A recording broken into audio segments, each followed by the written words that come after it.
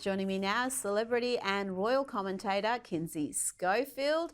Kinsey, actor and Democrat supporter, huge Democrat supporter George Clooney, has gone into hiding, with a source telling the Daily Mail that he will be stepping away from politics for now amid backlash from Democrats blaming him for Kamala's devastating loss. How is he to blame for this?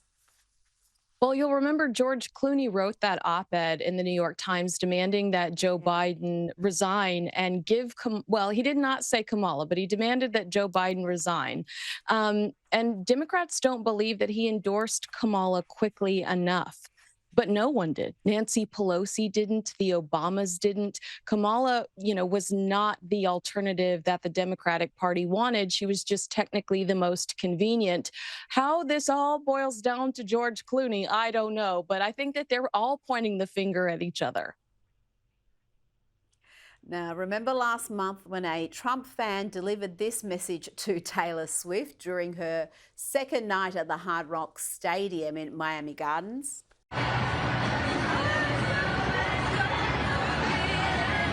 It says, "Ready for it, cat lady." Have we heard from Taylor Swift since the election loss? She identified as a childless cat lady to back Kamala, and she took a bit of stick for it. Has she said anything since the loss? She hasn't. I mean, thankfully, she's got her NFL winning football boyfriend to hide behind because he's kicking butt right now, and she's at all the games dressed super cute. So I think that she's kind of skating underneath the radar a little bit. But bye-bye, Brat Summer. Harris's extensive youth outreach failed to materialize in the voting booth. Typically, Democrats do dominate in that I think it's like 19 to 30 range, but you're seeing a large number of young females that came out to vote for Donald Trump.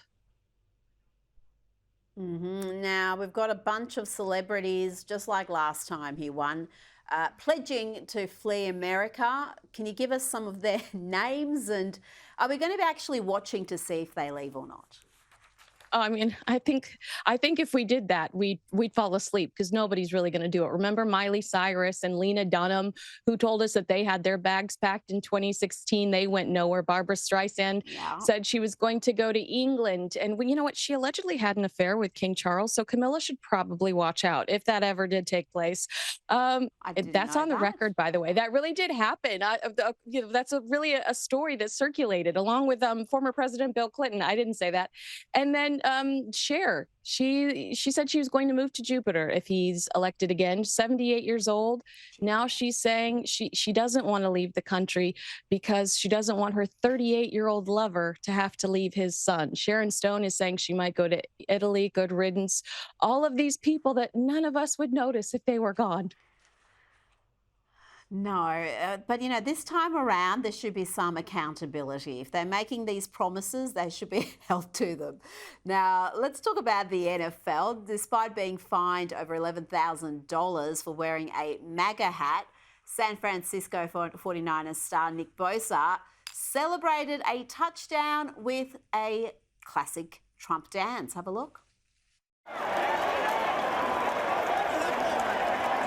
This is a bold move. He wasn't the only one dancing there. And we're talking about San Francisco. You couldn't get a more left-wing city, but they're far bolder than they were in 2016, the Trump fans. They're not going to be silenced. They're not going to be bullied into pretending they don't support him.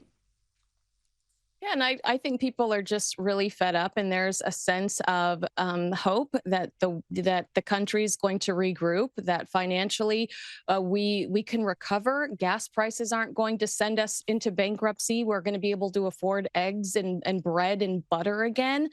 I just think that people are confident that potentially the next 4 years could be good if Trump stays on plan. Now, singer-songwriter and actress Nicole Scherzinger has, she's not been bold in saying what her political beliefs are. She's, in fact, issuing a grovelling apology, a lengthy apology, purely for just commenting on a post from Russell Brand where she said, "Can I get this hat? Where can I get this hat?"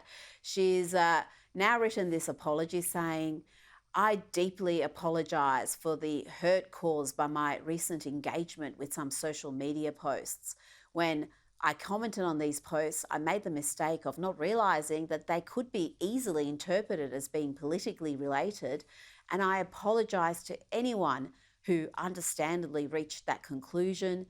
And she went on to talk about how she supports minorities, and she also talked about how they feel hurt and concerned by the results of the presidential election. I mean, I think she actually is a lefty, and the hat was about Jesus. It wasn't about Trump, but the left has completely lost their minds because it's a red hat. Russell Brand supports Trump, and if she's commenting on his post, apparently that's enough to get her cancelled.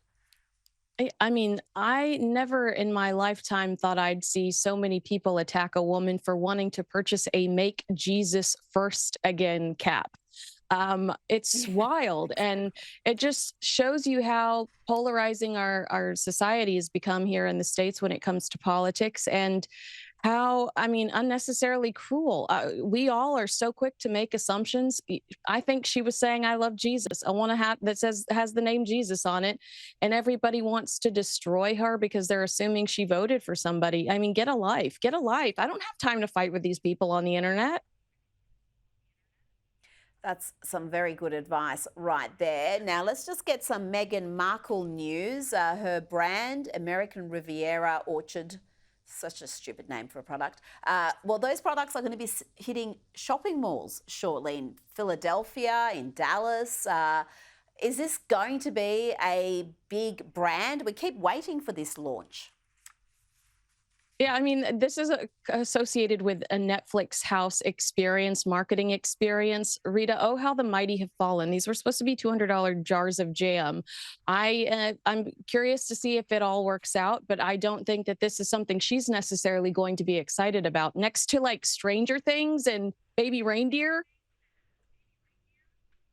Yeah, nah, it's desperate times in the Markle household. This next story is incredible. Let's have a look at this disgusting tweet about Princess Kate and her appearance. This is from a lefty commentator who wrote, "Why has Kate aged so much? Isn't she only 42? Is she a smoker? It's the only explanation."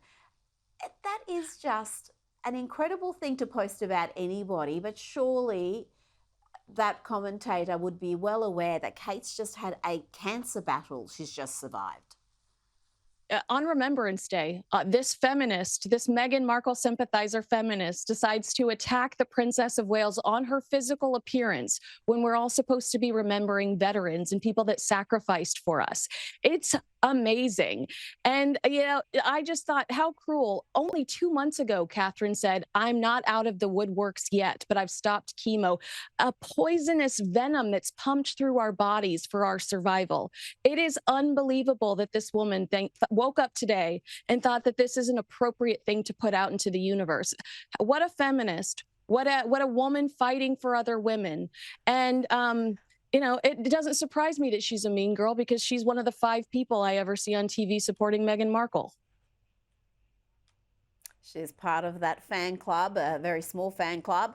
And just finally, let's hear from Tim Dillon, the comic who was in the cast of this new Joker movie, which looks to be a disaster.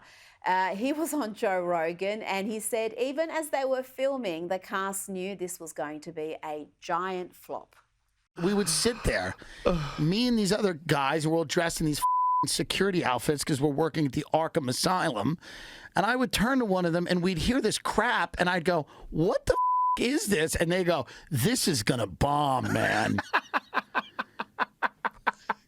They go, I go, this is the worst thing I've ever, we would talk about it at lunch. We go, what is the plot? Is there a plot? They go, I don't know. I think he falls in love with her in the prison. Is it worth going to see because it's bad? It's not even hate watchable. That's how terrible it is. It's like they set out to make a terrible film. I haven't heard from anybody who's got anything positive to say about this catastrophe. It feels like when it comes to Hollywood and the Democratic Party, they tell you what you want. Everyone else, whether it's Donald Trump or Oreos, they find out what you want, and then they build off of that. But it feels like the Democrats and Hollywood, we're going to tell you what you want. And they are so out of touch. Oh, absolutely. Kinsey Schofield, thank you so much for your time.